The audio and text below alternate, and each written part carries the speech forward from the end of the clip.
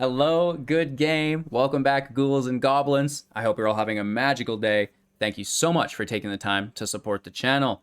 Why should you be embracing alchemy instead of hating on it?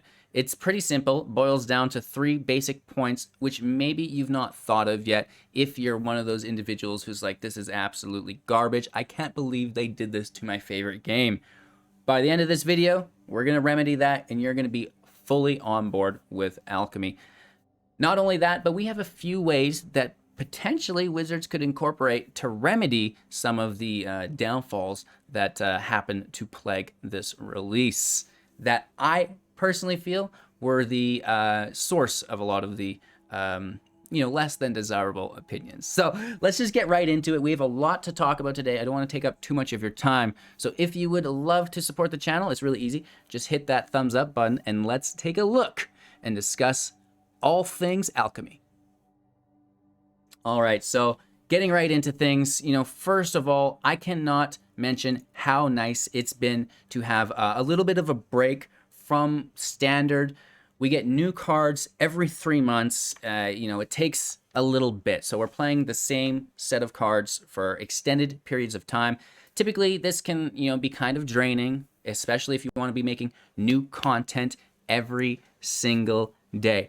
So it brings new content into the game, shortening the time periods between these new content drops, which is great. I'm sure not only for my own sanity, but for your guys' own entertainment value as well, right? Fresh content is always the greatest. More importantly than this, it will also allow for more trial and error that is typically allowed within the paper format. Paper formats results for bans and suspensions is typically based off of high-level tournaments because arena data is, it's so-so. Not everybody has the same, skill set, if you will. And this makes it very hard to get an accurate judge on which cards are truly broken because just if a card is played often doesn't make it better than other cards that do exist. So they really, in my opinion, I like to get those results from the bigger tournaments, which don't happen all that often. However, within Arena, we're playing thousands upon thousands and thousands of games every single day. So they get a lot more data.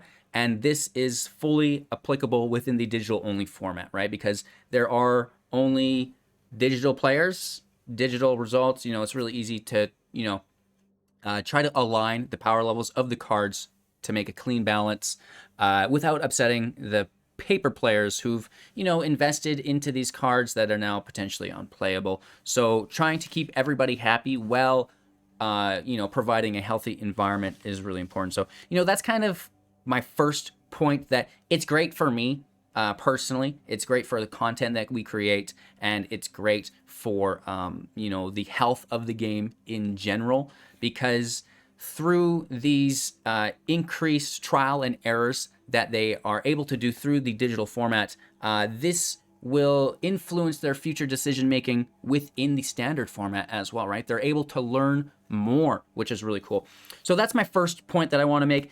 Second off, the Alchemy is providing a digital counterpart to Historic. Many people forget that, we had, Jumpstart Historic Horizons released into the game, just recently, a few months ago, and this provided new digital-only cards into Historic. So I've seen the complaint that, oh, it's ruined Historic, I'm forced to play with Alchemy cards now, but you've already had digital cards within Historic. So that seems kind of a little bit weird to me, maybe a misconception there. So I think it's really cool because now we have an alternative to Historic within the digital format, and Standard is a standalone paper format alongside the limited drafts and seals. However, why wouldn't we kind of balance that out, right? And we've heard them talk about Pioneer.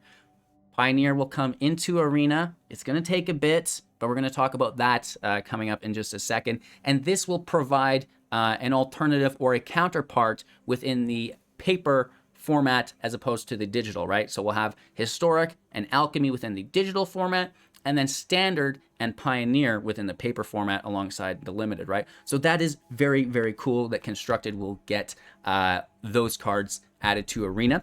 We're going to talk about how long that will take and what kind of workload is to be expected with that, which is really cool. And then after that, we're going to talk about, maybe how they could have done things a little bit better. So first off, this is an amazing Reddit article that you guys should go take a look at, posted by Pseudocron. I don't even know Reddit names, Twitch names. I can barely read basic English, so it would only take 80 cards to be added to Arena to have a playable Pioneer format. This is absolutely crazy. So Magic Arena Goldfish has the 26 Pioneer deck list archetypes played in the last 30 days, and out of all of those deck, there's only 80 cards that are not in Arena. Holy Toledos, they have a list of them as well. So I'll have a link for this in the description below if you want to go, have a good laugh through the comments. And these comments are basically to the extent of my YouTube comments. Some people are for it, some people are against it, which is great. Cool stuff there. And more importantly, we can kind of familiarize you guys with what Pioneer is. If you're unfamiliar with Pioneer, this is all of these sets within Pioneer. Within Arena, we already have the entire first row and a decent chunk, well, a little bit of the second row here. So there's very few packs missing. However, I get it is daunting. There's a lot going on here. However, if I were a betting man, we've seen Hour of Devastation, Amonkhet Remastered come out together.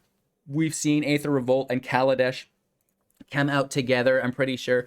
So I would expect to receive more historic remasters that will incorporate those Pioneer cards that we are missing as we go through these other sets.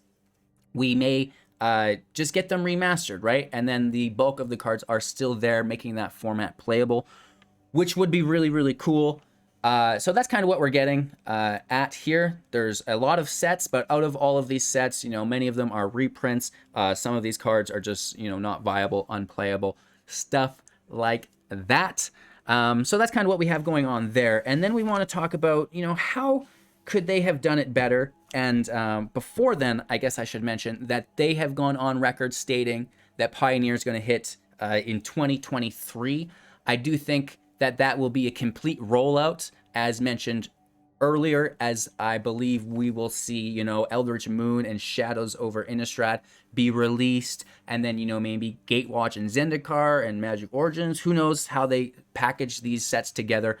There's 3 Theros, right? Journey to Nyx, Born of Gods, and Theros all together as well. So it's going to be really cool to see how some of these cards are released into Arena, both within Historic and then also laying the groundwork for the Pioneer release within 2023.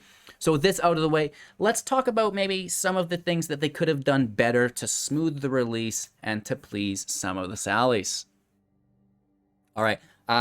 Personally, my biggest complaint is the Playblade Q deck selector. If I go in to select a deck for Standard and it has Alchemy cards in it, it's invalid. And the same goes in the opposite aspect, where if I'm going into Alchemy and it has the standard non-edited versions or non-digital versions of the card, it says that it's invalid, and I have to go either copy the deck and adjust those cards within it, which is fairly frustrating. So it should auto-adjust the digital-only cards based on your format. Just my opinion. That would certainly fix things up quite a bit as far as any user interface shenanigans was going on. And then to smooth out this, the transition of the guard, so to speak, is we could have done the first one for free. Yes, we got a couple packs, we got some IRCs. That's great. But what we didn't get is a complete set. First one's free, baby. They could have definitely had a massively successful launch. Everybody got a full Innistrad Alchemy set, and everyone would be playing Alchemy because they all have the cards, and now they've got a good base to build off of into the future. I don't think there would have been any people unhappy at this point, right? They would have been super pleased about that. And then, potentially maybe even some Alchemy drafts to make it easier to collect those cards without just buying the packs with your gold, which is still fine. You can collect it for free by farming gold, but it would be cool to have a way to collect those at an expedited rate, and maybe that's something that we can bring in the future. Alchemy drafts, that would be really cool. And yeah, that's what I've got going on. I'm honestly really happy with Alchemy. I know there's a lot of people who are unpleased with it. Full disclosure, I'm going to be playing the content that I want to play, whether that's standard when a new release comes out, most likely, and then, a month and a half later when Alchemy drops, sure, let's play some Alchemy, and then maybe a month later, boom, we get a historic update. Now we're into historic for a little bit, right? So we're going to be jumping formats. Sometimes I even do play limited. It's not to say that this channel will be solely Alchemy, right? I do like it. I am going to continue to play it. But like I said, when there's a new standard drop, boom, we're right there. When there's a new historic drop, we're going to be right on the pulse of that as well. With this out of the way, we do have HGG's big old birthday coming up on December 16th. That's a Thursday.